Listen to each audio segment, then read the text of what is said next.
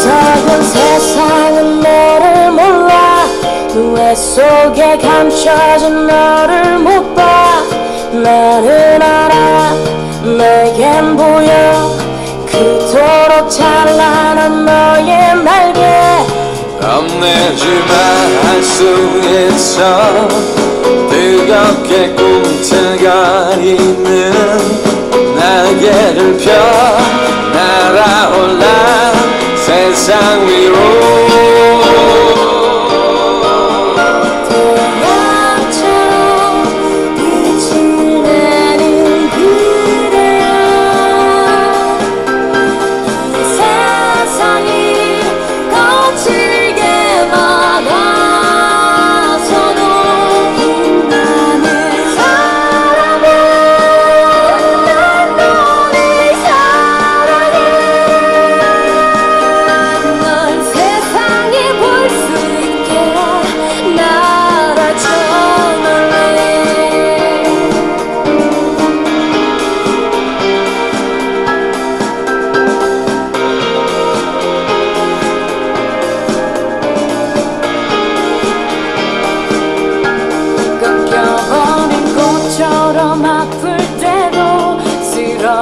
나무처럼 초라해도 너를 믿어 나를 믿어 우리는 서로를 믿고 있어. 심장의 소리를 느껴봐. 힘겹게 접어놓았던 날개를 펴 날아올라 세상 위로.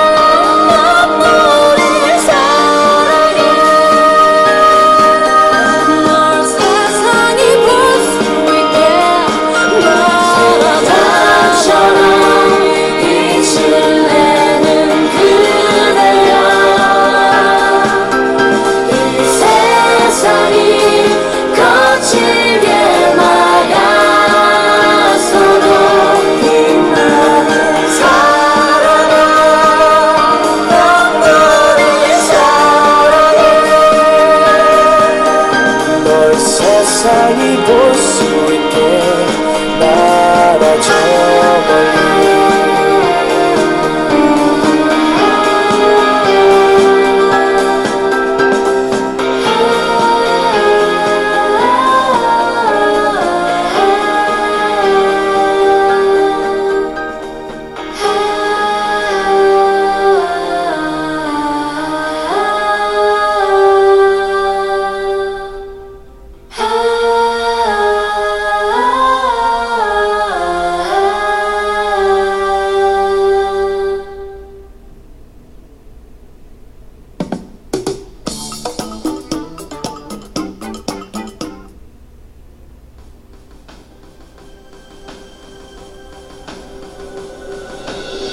모든 게 남아도는 너희는 여기에 있고 모자란 건 하나 있어. 사랑 말은 지우려면 여기는 착하게 받아 나는 깨어나네. 함께 있을 수 있는 건 이것만으로도 우린 행복할 수 있다 해서 어긋나기를 거듭해 도착한 여기고 모든 걸 걸어볼게. 꿈꾸고 있어.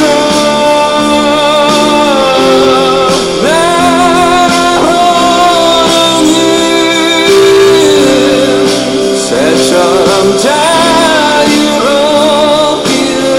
우리 언제까지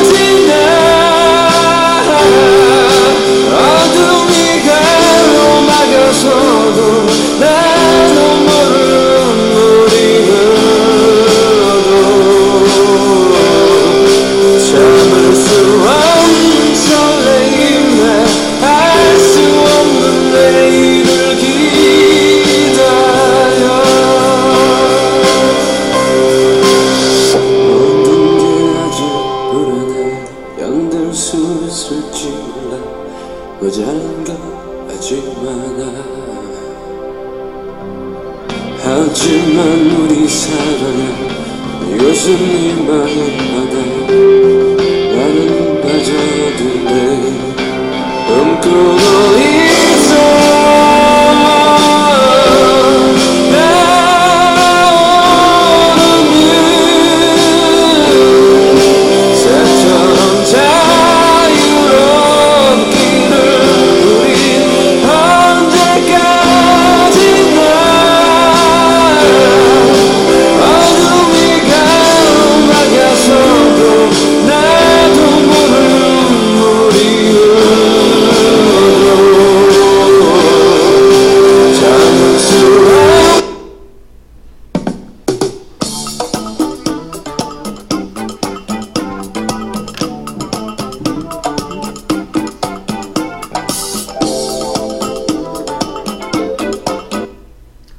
네, 신정원 이용기의 부동산 7 시작하겠습니다. 네, 안녕하세요. 신정원입니다. 굉장히 날씨도 며칠간 이제 선선해졌고, 주제가 어떻건 공부를 하기 굉장히 딱 좋아진 계절이 되었습니다. 저희 애니리하우스에서는 이런 부동산 방송뿐 아니라 굉장히 좋은 여러가지 교육 컨텐츠들도 많이 준비되어 있고요. 다양한 분야의 명사분들, 굉장히 훌륭한 분들을 모셔서 특강도 진행하고 있으니 애니리하우스 공식 홈페이지 그리고 공지사항을 통해서 그런 명사분들을 만날 수 있는 기회도 잡아보시면 좋겠습니다. 또한 이제 지난주 말씀드린 대로 애니리하우스에서 이제 페이스북 페이지를 오픈하여 좋은 서적을 드리는 베스트셀러 드리는 이벤트도 진행되고 있으니 9월 12일에 마감이 되니까 지금 아직 좋아요를 누르지 않은 분은 한번 적극적으로 참여해 보시면 좋겠습니다. 자, 오늘도 본격적으로 부동산 7 6회를 시작하겠습니다. 오늘도 저와 함께 방송을 이끌어 주실 이용기 실장님 나오셨습니다. 안녕하세요. 네, 안녕하세요. 반갑습니다, 여러분. 이번 한 주도 또 잘 지내셨습니까? 다음 주 추석이라 그러는데 열심히 이번 주 잘 보내시고 추석 잘 다녀오십시오. 네, 그러면 부동산 경매물건 한 걸음 더를 시작하겠습니다. 네,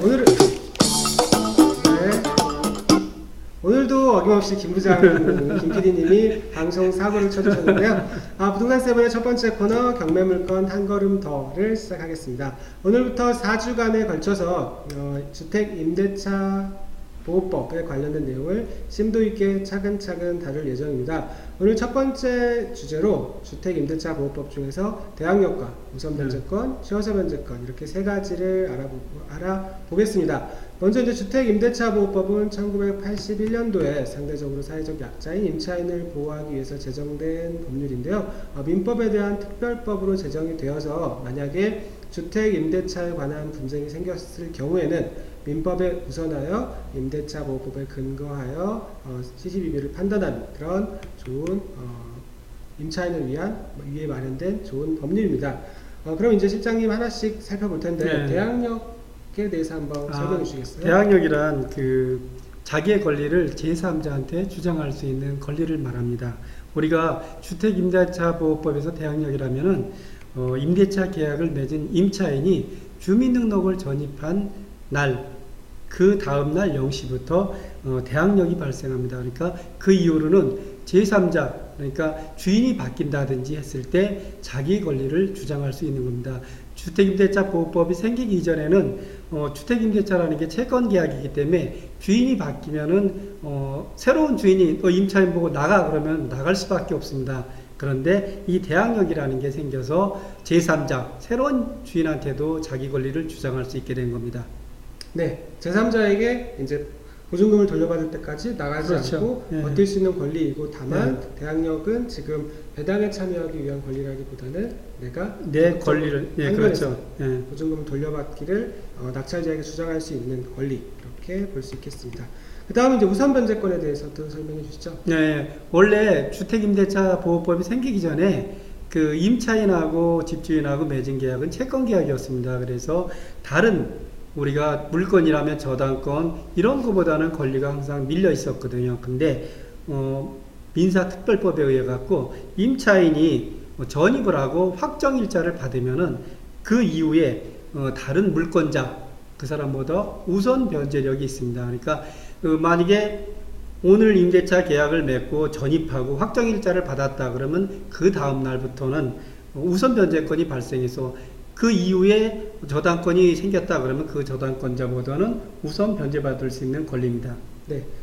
민법상으로 통상 이제 채권으로 출발했지만 물권화시켜서 네, 준물권화된 거죠. 그렇죠? 그래서 후순위 다른 권리보다 우선해서 배당에 참여해서 배당을 받는다. 그렇죠. 네. 원래 물권이라면은 등기상에 기재가 돼 있어야 되는데 준물권이라면은 등기부상에 기재가 안 돼 있으면서 물권하고 똑같은 효력을 발생하기 때문에 우리가 통상 준물권이라고 그러죠. 네, 그래서 다른 물권에는 사례가 없는 좀 예외적인 네. 그런 권리로 특별히 보장해 준다라고 생각하시면 되겠습니다. 일단 마지막으로 최우선 변제권도 설명 부탁드리겠습니다. 예, 최우선 변제권이라면 우선 변제권보다 먼저 최우선적으로 받는 변제권이거든요.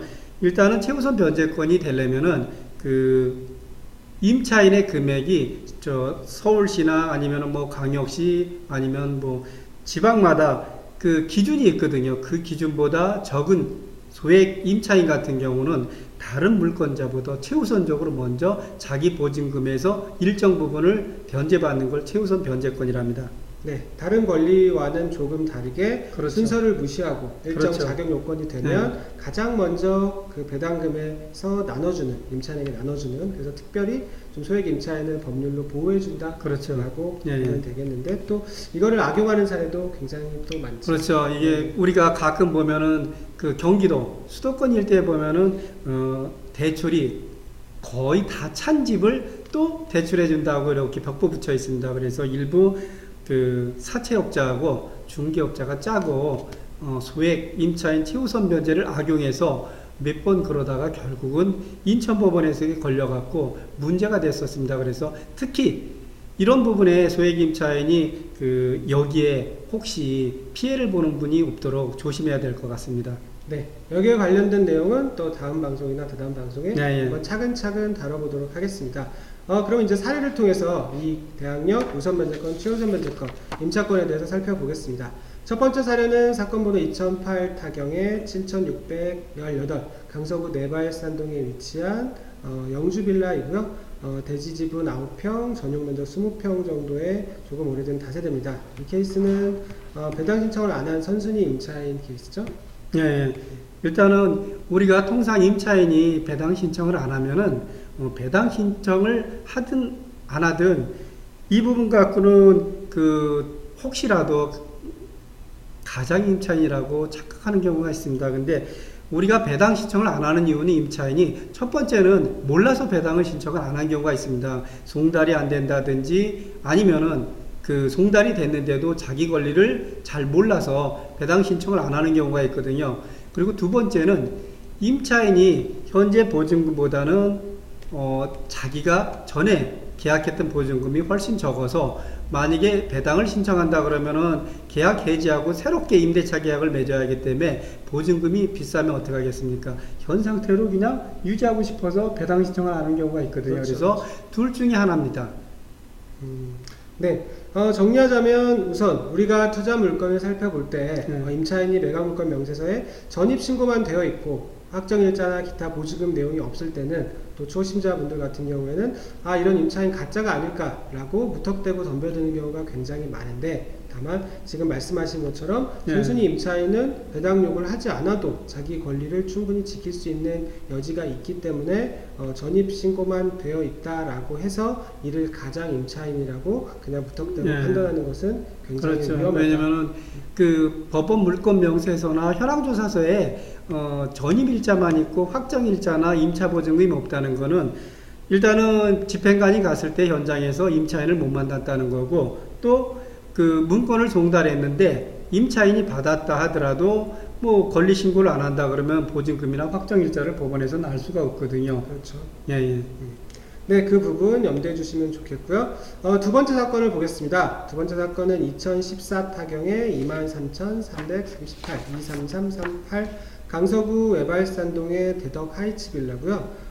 대지 지분 7평, 전용 11평 정도 되는 반지층인데 이 물건은 이제 감정가 9천만 원에 시작이 돼서 유찰이 되다가 5,200만 원에 낙찰이 된 다음에 또 보증금을 포기한 미납 기록된 이후에 다시 16년 올 3월에 3,410만 원에 이제 낙찰이 되고 잔금 납부까지 이루어진 케이스입니다. 물건 설명 부탁드리겠습니다. 예, 이 물건 같은 경우도 아까 물건 같은 경우도 두 번이나 비싼 수업료를 내고 잔금을 안 냈는데 이 물건도 한 번 그 잔금을 안 내고 수업료를 비싸게 드신 분이 있더라고요. 근데 이런 물건 같은 경우 우리가 배당을 갖다 신청했을 때 배당 종기일 이후에 신청하는 임차인은 배당에 참여할 수가 없습니다. 그러니까 배당 종기일 이전에 배당 신청했냐 아니면 배당 종기일 이후에 신청했냐를 잘 확인한 다음에 배당 종기일 이후에 신청했으면 배당 참여하기 때문에 선순위 임차인은 낙찰자가 인수거든요. 근데 이 물건 같은 경우 처음 입찰한 분은 이게 배당 신청을 했으니까 당연히 배당에 참여하는 줄 알고 낙찰을 받았다가 문제가 된 것 같습니다. 그래서 이렇게 배당을 신청하더라도 항상 종기일 이전이냐 이후냐를 잘 살펴야 될 것 같습니다. 네.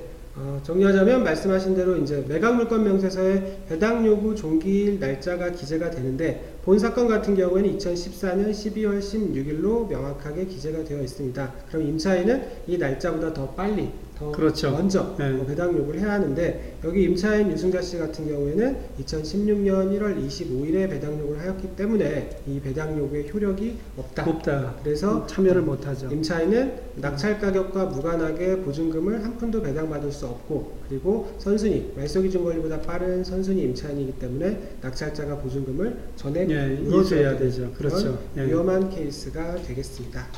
그 다음에 세 번째 사례를 보겠습니다. 마지막 사례는 2014 타경의 1119번 도봉구 방학동의 신동아 아파트 사례인데요. 이 물건도 설명 부탁드리겠습니다. 예, 이 물건 같은 경우는 우리가 그 경매가 진행되는 과정에 선순위 저당권을 갖다가 대입변제를 했습니다. 그래서 선순위 임차인이 아닌데 선순위 저당권이 변제가 되다 보니까 임차인이 선순위 임차인으로 대항력인 임차인이 돼버렸습니다. 그래갖고 배당 신청도 안 하고 그러다 보니까 가장 임차인으로 아니면 진짜 임차인인지 확실히 구별이 안 되는 상태에서 경매가 진행됐었고 첫 번째 경매에서는 불허가 떨어진 게 대입변제된 거를 갖다 법원에서 통지를 안 했기 때문에 매각물건 명세에 명기 안 돼서 이게 불허가 됐고 두 번째는 낙찰돼서 진행이 된 사건입니다. 네, 사실 이 물건은 사연이 저희 이제 또 애와 가족분이랑도 관련이 있고 굉장히 사연이 깊은 물건으로서 앞으로 이야기 다시 드릴 일이 있을 텐데 본 물건에 관해서만 살펴보면 실장님이 말씀 주신 것처럼 최초에 경매가 진행될 때는 등기부상의 근저당권이 임차인의 전입신고보다 더 빨랐습니다. 즉 임차인이 그렇죠. 후순위 임차인이었죠. 후순위 임차인이라 대항력 없는 임차인이었는데 그렇죠. 저당권을 갖다가 대입변제해서 말소해버리니까 선순위 임차인으로 대항력인 임차인으로 바뀌어버렸죠. 그렇죠. 경매가 시작될 때는 후순위 임차인이었는데 우리가 입찰하는 시점 그 중간 과정에서 소유자 또는 여기 임차인이 그렇죠. 근저당권을 상환하고 그리고 근저당권을 말소시킴으로써 임차인이 선순위 임차인으로 변신하게 된 케이스입니다. 그래서 대위변제에 대해서도 간단히 한번 말씀 주시죠. 대위변제라는 거는 소유자나 채무자가 변제를 하는 게 아니고 이해관계인 제3자가 변제를 하게 되거든요. 통상 이제 임차인이 보증금이 크고 우순이고 배당을 못 받는데 선순위 저당권만 없어지면 자기가 대항력인 임차인이 된다. 그러면 선순위 저당권이 금액이 작다. 그러면 그 금액을 갖다가 대신 변제를 해버리죠. 그래서 대위변제했을 때 아니면은 그냥 배당을 받았을 때 두 개를 비교해서 만약에 대입변제에서 자기가 대항력인 임차인이 돼갖고 전액 변제 받는다 그러면 대입변제를 해서 저당권을 없애는 경우가 있거든요. 그래서 이런 부분은 경매가 진행되는 과정에서 주로 발생이 됩니다. 네. 제 기억으로 아마도 이게 선순위 저당권이 5천만 원이었던 것으로 기억을 하는데 만약에 임차인 입장에서 보증금이 5천만 원보다 더 크다라고 하면 5천만 원 내가 대신 갚고 선순위 임차인으로 가는 게 훨씬 이득이 되니까 경제적으로 때문에 이러한 일들이 생각보다 빈번하게 벌어지고요. 이 물건은 사실은 또 가장 임차인 또 케이스랑도 관련이 있긴 한데 그 부분은 나중에 또 기회가 되면 살펴보겠습니다. 이상 경매 물건 한 걸음 더였습니다. 네, 다음에 이제 김 PD님이 오늘 좀 조금 피곤하신 것 같습니다. 경매 나침판 코너 시작하겠습니다. 실장님, 오늘 주제는 재건축, 재개발 진행 중인 토지만의 경매에 대해서 말씀 주신다고요? 예, 우리가 재건축이나 재개발 같은 경우에 일단은 뭐 토지와 건물이 동시에 경매 나온다 그러면 문제가 다른데, 재건축이나 재개발이 지상에 있는 건물들을 모두 멸실하고 공사가 진행되는 과정 중에 토지만 경매 나왔을 때는 전혀 개념이 달라집니다. 우리가 부동산 중개업소에서는 재건축이나 재개발을 같은 의미로 막 혼용해서 쓰고 있거든요. 시장에서도 많이 혼돈하죠. 근데 이게 실제 우리가 경매에서 토지만 경매가 나왔을 때는 우리가 전혀 다른 개념으로 쓰기 때문에 이 부분이 조심해서 잘 알아야 되는 부분입니다. 네, 이렇게 편안하게 말씀해 주셨지만 실무적으로 굉장히 중요한 내용입니다. 예를 들어서 단순히 재건축 투자 물건이다, 재개발 물건이다 라는 의미가 아니라 재건축이나 재개발이 실제로 진행되고 있는 경매 물건을 살펴볼 때 우리가 주의해야 될 점, 그리고 투자 포인트에 대해서 살펴보는 시간이니까 조금 더 집중해 보시면 좋을 것 같습니다. 한번 설명해 주시죠. 예. 일단은 재건축하고 재개발하고 조합원의 자격이 다릅니다. 우리가 재건축하면은 조합원 자격은 토지와 건물을 가진 사람만이 조합원 자격을 갖습니다. 만약에 토지나 또는 건물 이 둘 중에 한 가지만 갖고 있는 사람은 조합원 자격이 없고요. 청산 대상이 됩니다. 그래서 토지나 건물 갖고 있는 사람은 조합원이 아닌 나중에 돈으로 돌려받게 되거든요. 근데 재개발 같은 경우는 다릅니다. 토지와 건물을 갖고 있는 사람도 조합원이 되고, 그 다음에 남의 땅, 시유지나 사유지에 무허가 건물을 갖고 있는 건물만 가진 사람도 조합원 자격이 됩니다. 그리고 또한 토지만 갖고 있는 사람도 조합원 자격이 되거든요. 그래서 재개발 같은 경우는 조합원 자격이 세 가지 부류로 구분이 됩니다. 그렇죠. 정리하자면 재건축 같은 경우에는 내가 조합원, 즉 이 사업에 참여해서 나중에 새 집을 분양권을 받을 수 있는 새 집을 갖기 위해서는 토지뿐 아니라 건물까지 같이 한 사람이 소유해야 되는 반면에 재개발 같은 경우에는 둘 다 가지고 있어도 되고, 또는 건물만 가진 사람 또는 토지만 가진 사람 모두 다 조합원이 될 수 있다라는 것이 일단 가장 큰 차이점으로 보면 되겠습니다. 그러면 이런 재건축 재개발 물건이 경매 시장에 나올 때 유의점은 어떤 게 있을까요? 그렇죠. 아까 그 조합원 자격이 다르다 그랬죠. 그래서 재건축 같은 경우는 지상의 건물을 다 부수고 새롭게 건물을 짓다 토지만의 경매 나왔을 때는 온전한 조합원의 지위를 승계하게 됩니다. 근데 재개발 같은 경우는 다르거든요. 일단 토지와 건물을 갖고 있던 사람이 토지만 경매 나왔다 그러면은 재개발 조합원 같은 경우는 권리가액에 토지와 건물이 각각 따로따로 권리가액에 포함되어 있거든요. 그래서 우리가 경매 나온 건 토지만 경매 나온 거지 건물에 대한 권리가액은 채무자가 그대로 갖고 있습니다. 만약에 두 번째는 토지만 갖고 있는 사람이 경매 나왔다. 그러면 재건축처럼 온전한 조합원 지위를 승계를 받을 수 있거든요.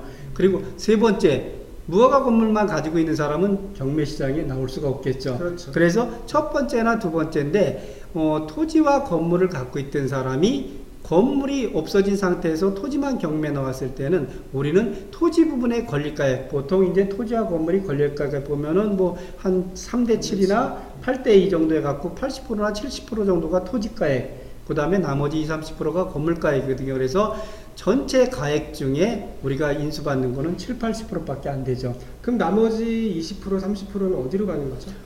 채무자가 그대로 갖고 있는 거죠. 왜냐면은 지상의 건물을 없애버렸으니까 경매는 토지밖에 할 수가 없죠. 채권자 입장에서는. 그러니까 20, 30%는 그대로 채무자가 현재 갖고 있는 거죠. 그럼 여기서 이제 또 혼동하거나 오해하실 수 있는 부분은, 그러면 재개발이니까 건물만 가지고 있다, 채무자가 그대로 건물만 가지고 있다, 그러면 조합원 지위도 따로따로 분리된다. 이게 최초에 건물과 토지가 한 사람인데, 그럼 재개발이니까 토지 따로 건물 따로 놀아갔자 우리 친구끼리. 그러면 어떻게 될까요? 그때는 조합원 자격이 하나입니다. 원천적으로 남의 땅, 시유지에 무허가 건물이 있을 때는 이때는 조합원이 두 개가 될 수 있지만, 처음부터 한 사람인 거를 갖다가 분리했을 때는 그때는 조합원이 자격이 하나가 됩니다. 그리고 특히 재개발 같은 경우 이제 경매가 진행되는 경우 지상에 건물이 있고 무허가 건물, 그 다음에 토지 있을 때 무허가 건물은 등기가 없으니까 당연히 토지만 경매가 나오겠죠. 그때는 토지와 건물 중에 건물은 무허가 건물이고 토지만 경매 나왔을 때 이때 토지주와 건물주가 같을 때는 마찬가지로 이게 하나의 분양권이 되기 때문에 토지만 낙찰받은 사람은 어떻게 될까요? 건물 부분이 그대로 채무자가 갖고 있겠죠. 그래서 그때는 얼마만큼 빨리 건물을 인수하냐 아니면은 그 건물을 갖다가 빨리 철거해버리냐. 철거해버리면은 그렇죠. 하나의 온전한 분양권이 되거든요. 토지만 갖고 있어도. 뭐 지분 청구 등의 방법, 압박 아니면 건물을 없애버리면. 근데 만약에 철거하기 전에 건물을 갖다 조합해서 먼저 철거를 해버렸다. 그러면은 이미 감정평가하고 조합원 자격 하나만 나오는데 그 중에 일부는 건물은 채무자 거, 일부 땅은 내 거. 그러면 그때는 투자가 잘못될 수도 있죠. 네, 그것이 이제 또 재개발 물건의 경매에서 나왔을 때 또 재밌는 점도 네. 되겠는데, 그럼 마지막으로 이 분리 가능한 건물과 네. 토지가 분리 가능할 때 조합원을 각각 가질 수 있는 시점에 대해서 말씀해 주시면 이해가 좋을 것 같습니다. 네. 처음부터 이게 같았다 그러면은 따로 이거를 갖다가 조합원으로 분리되지는 않습니다. 우리가 다세대 주택을 이제 옛날에 다가구 주택을 다세대 주택으로 전환하는 거야. 사업고시일 기준으로 하지만 재개발에서 원천적으로 토지와 건물이 한 사람 거를 갖다 토지 건물을 분리했다. 시점이 중요한 게 아니고 그냥 조합원 자격은 하나입니다. 네.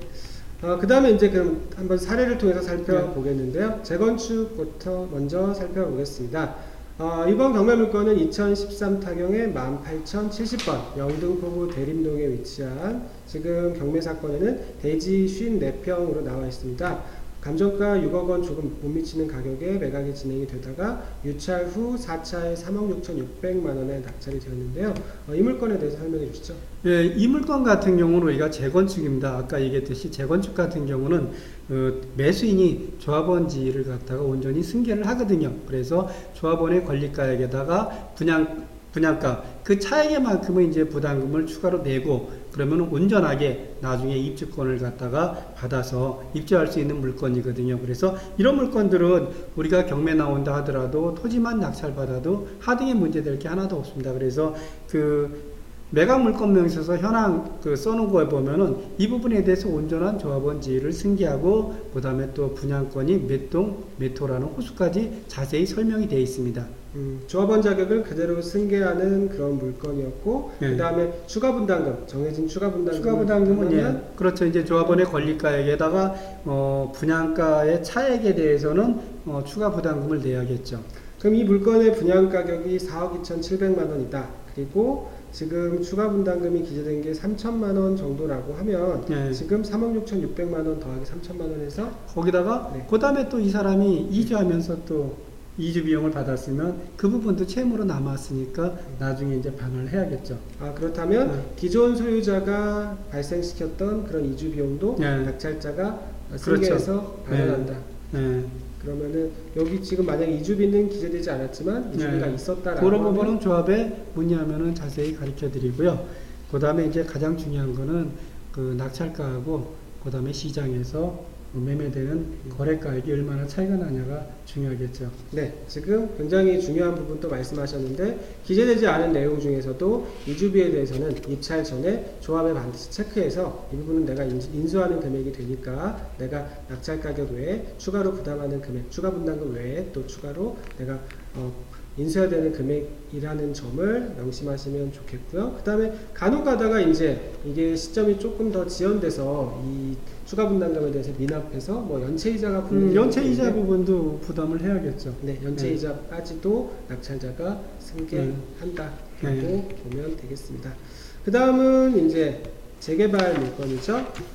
서울시 양천구 신월동 2013 타경의 14,153번 사건이고요. 대지 16평, 16.7평이 매각이 진행이 돼서 재밌는 것은 이제 감정가격이 2억 3,500이었는데 유찰이 3번이나 되다가 최저가 1억 2천에서 갑자기 낙찰 가격이 감정가격 이상 2억 4천만 원에 낙찰이 됐었고요. 그리고 다시 잔금 납부를 포기했죠. 미납한 다음에 그 다음에 재매각에서 1억 7,500만 원에 낙찰이 됐습니다. 이 물건도 설명 부탁드리겠습니다. 예, 이게 원래 그 여기는 재개발 진행됐습니다. 재건축이 아니고 원래 그 조합원 이 채무자의 조합은 다세대 주택을 갖고 있었거든요. 그래서 권리가액이 이제 건물과 토지 두 개로 나눠졌습니다. 근데 아까 얘기했듯이 재개발 조합원의 그 자격이 셋 중에 토지와 건물을 가진 사람 거 중에 토지만 지상의 건물이 이제 멸실되고 새롭게 아파트를 지고 있으니까 토지밖에 경매를 할 수가 없거든요. 그래서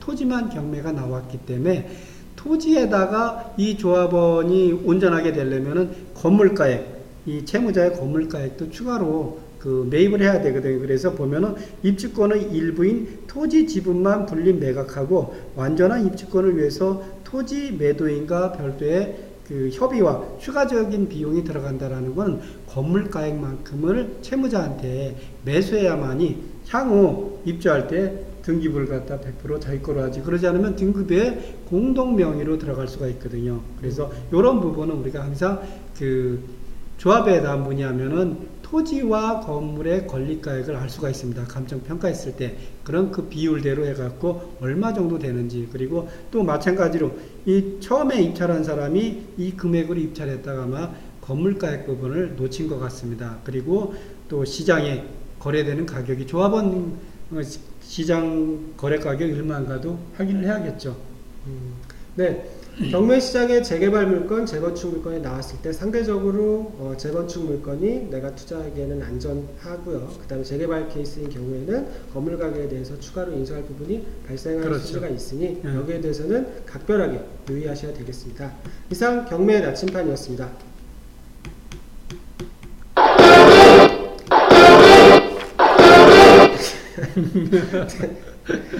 굉장히 오늘 가지가지 하시는 것 같은데요. 세 번째로 투자자 여러분의 고민을 해결해드리는 부동산 상담 코너입니다. 오늘은 이제 부동산 캠퍼스에 올라온 셜록님의 사연인데요. 최근 가족이 이제 분양을 받은 다산 신도시 지금지구에 위치한 금강 펜테리움 34평형 아파트에 관한 질문입니다. 본 물건 같은 경우에는 뭐 택지지구, 그리고 첫 분양, 그리고 뭐 서울 접근성 등에 대해서 장점을 가지고 있는데, 현재 프리미엄이 이제 분양 가격 대비 한 4천만원 정도가 붙었다고 합니다. 지금 시점에서 매도하는 것과 혹은 1년 이상 보유하는 것에 대해서 고민하고 계십니다. 한번 간단히 말씀을. 네. 요즘 수도권에 입지가 좋은 데는 분양권들이 그 프리미엄이 조금씩 붙어갖고 매매가 되고 있거든요. 워낙 요즘 그 금리에 돈 불릴 데가 없으니까 재건축 재개발에서 이제 분양권까지 확대가 되어 있는 상태입니다. 근데 아무래도 지금 정부에서 정책이 그렇게 만만치가 않아요. 그래서 내년 정도 되면은 어느 정도 손터는 게 낫지 않을까. 그리고 또 입주 물량도 늘어나고 그러면은 아무래도 입주 시점에 가서는 그 잔금 치러야 되기 때문에 그 전에 정리를 하는 게 좋지 않을까 생각되는데, 또 어떻게 생각하세요? 네, 우선 이제 정부 정책 같은 경우에는 지금 가계부채 때문에 자꾸 추가 대책이 나오고는 그렇죠. 있는데, 큰 틀에서 봤을 때 부동산 시장을 한 번에 뭐 냉각시키기에는 굉장히 부담이 크기 때문에 정부 정책은 지금까지로서는 뭐 공급 물량을 줄이겠다 대신에 이제 가계부채 부분을 창구지도 혹은 뭐 개별적인 대책을 통해서 조금 그 부채의 확장 속도를 늦춰보겠다라는 것이 이제 큰 틀이라서, 우선 기존 분양 물량에 대해서는 좋으냐 나쁘냐라고 보면 상대적으로는 나쁘지 않은 그런 대책이 나오고 있다라고 볼 수 있고요. 다산신도시는 이제 지도에 보시는 것처럼 외곽순환도로 기준으로 봤을 때 구리시의 동쪽편, 그리고 한강을 기준으로 봤을 때는 하남미사의 북쪽편에 위치하고 있고요. 이 지역은 아무래도 상대적으로 낮은 분양가, 분양가격이 최초에는 1,000만원대부터 최근에 1,200만원대 이렇게 진행이 돼서 분양가 상한제가 적용된 택지 지구이라서 분양가격이 서울 인근 지역에 비해서 상대적으로 저렴하다. 그리고 차량을 통해서 강남까지는 한 40여 분, 그리고 잠실권까지 한 20-30분 정도이기 때문에 교통 여건이 상당히 우수한 편이다 라는 점이 장점이고요. 그리고 8호선 연장선인 별내선이 2022년 개통 예정이 있다는 점도 장점이 될 수 있겠습니다.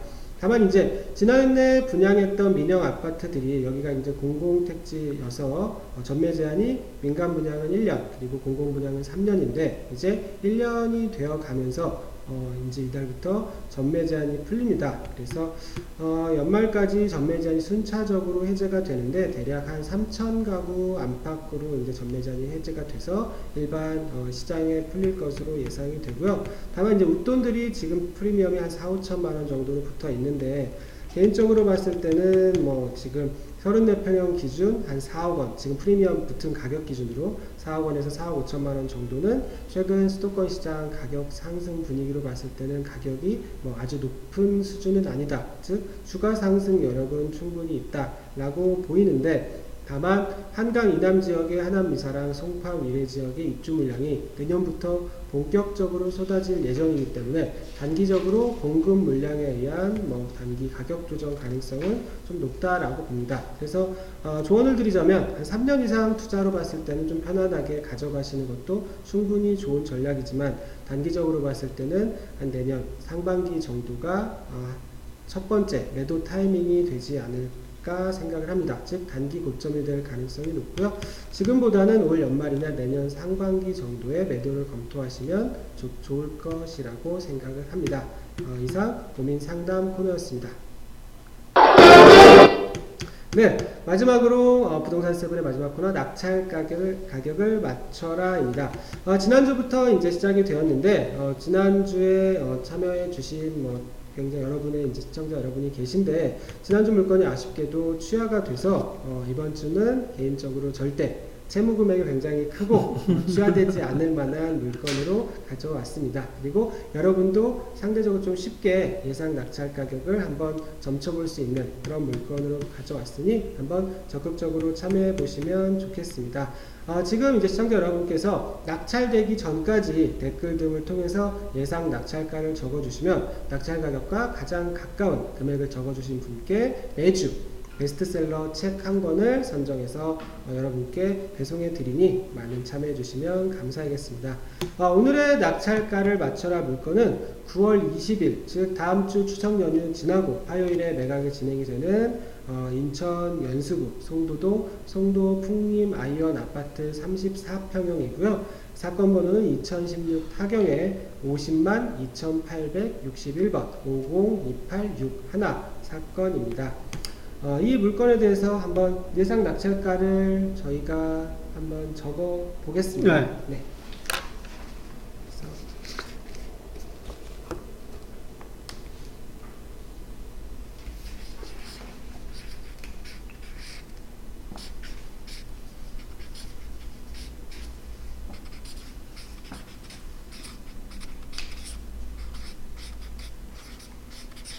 네, 예상 낙찰가를 한번 들어주시죠. 네. 보이나요? 이렇게 하면 보이지 않을까? 이렇게 하면 보이네. 네. 저는 3억 6,500만 원을 예상을 했고요. 실장님께서는 3억 4,700만 원을 예상을 하셨습니다. 한번 간단히 이유를 말씀해 주시죠. 전에 2015년도에 3억 6천 정도에 낙찰된 사례도 있거든요. 근데 이건 2층은 4층이고 그 다음에 인천 쪽에 아무리 그 가격이 높다 하더라도 매매된 사례가 3억 6천 그 정도인데 무리하게 그 금액까지 쓰면은 경매에서 별로 메리트가 없을 것 같아 갖고. 그렇죠. 사실 메리트는 없는데 저도 이제 결론부터 말씀드리면 이 물건은 송도가 좋다 나쁘다의 문제가 아니라 경매 시장에서 입찰하기에는 조금 부족한 물건이다라고 생각을 하는데 우선은 이제 송도 지역 같은 경우에는 최근 한 1년 동안 거래량 증가 그리고 거래량 증가에 따른 가격 상승세가 굉장히 뚜렷한 지역인데 이 물건인 2단지 사례들을 한번 보면 30평형대 기준으로 2016년에 매매가 지금 8월 초까지 39건이 됩니다. 그래서 여기가 전체가 958세대인데 한 8개월 동안 4%가량 이제 손바닥이 일어났습니다. 그러면 통상 연간 한 5% 단지 물량의 5% 정도 거래가 발생을 하면 거래량이 상당히 매우 높은 수준으로 보고 또 가격 상승 요인으로 보는데 지금 8월까지 4%니까 연간 기준으로 보면 한 6에서 7% 정도 거래량이 발생할 것이라고 봅니다. 그래서 지금 4층 기준으로 실장님 말씀하신 것처럼 3억 6천에서 7천 정도 선이 이제 시세가 되는데 다만 최근 송도 지역의 경매 물건이 나왔을 때 입찰자 수나 그리고 낙찰 가격 그런 것을 봤을 때 낙찰 가격이 한 3억 6, 개인적으로는 3억 6천 5백만 원 정도, 즉 지난번 감정 가격을 조금 넘기지 않을까라고 예상을 합니다. 다만 이 가격에 낙찰받는 게 좋다라는 의미가 아니라 시장 참여자들이 많아서 좀 높게 낙찰될 것 같다라는 의미니까, 만약에 송도 지역에 이 풍림 아이원에 내가 투자하고 싶다라고 하는 분이라면 경매 시장보다는 차라리 일반 매매 시장에서 금매를 찾는 게 낫겠죠. 그렇죠. 그 부분이 네. 유리하다라고 볼 수 있겠습니다. 그래서 한번 20일에 낙찰 결과가 나오면 저희도 공개를 해드리고, 여러분께서도 한번 내 기준에 맞춰서 예상 낙찰 가격을 댓글을 통해서 남겨주시면, 자유롭게 참여해 주시면 좋겠습니다. 네, 오늘 저희가 준비한 부동산 세븐은 여기까지입니다. 이번 방송은 이제 경매 초보분들이나 초심자들도 쉽게 접근할 수 있게 조금 더 쉬운 내용으로 진행을 해봤는데요. 내용 앞으로는 구성을 조금 초심자분들을 위한 내용과 그리고 어느 정도 투자를 한 분들 내용을 어느 정도 좀 혼용을 해서 많은 분들께 더욱 도움이 되는 부동산 세븐이 되도록 준비를 하겠습니다. 간단히 이제 다음 주 토요일이죠. 9월 24일 저녁 6시부터 프랜차이즈 창업 특강이 저희 에누리하우스 강의실에서 진행이 됩니다.